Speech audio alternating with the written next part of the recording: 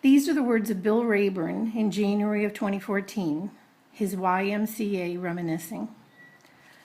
I was a member of the Canandaigua YMCA due to the generosity of others during the years 1936 to 1939 at the ages of 11 through 14.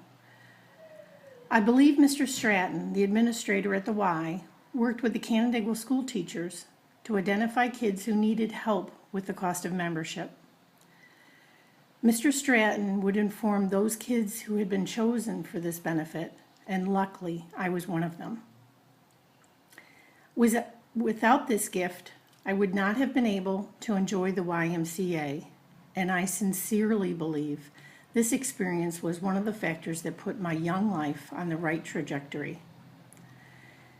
At Mr. Stratton's direction, older boys of about 15 to 17 years of age, like Bucky Craw and Grant Ardell, organized and taught us how to play basketball. We were the Eagles. The older boys were good to us, and we had great games, even traveling to other nearby YMCAs to challenge their teams.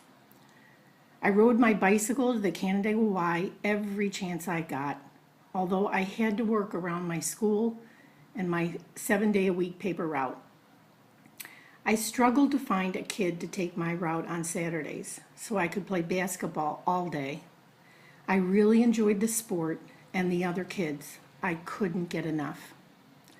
When I could, my aunt would pack me a lunch and I'd ride to the Y on Saturday morning. We'd play ball until lunchtime, to be followed by an hour of rest. Then basketball would continue until mid-afternoon. From the game playing in this setting, I learned to be considerate and respectful of the other athletes.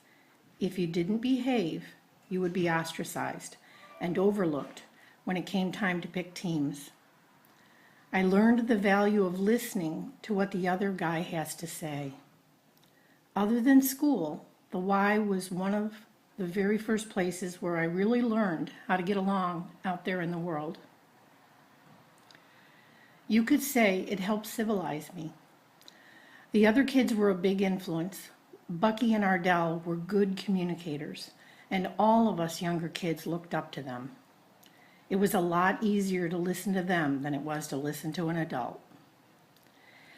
My family didn't have extra money for activities like the Boy Scouts, but this chance to enjoy the YMCA during those 4 years of my life made a big difference for me. I knew boys who got into trouble hanging out in the streets. I could have been one of them.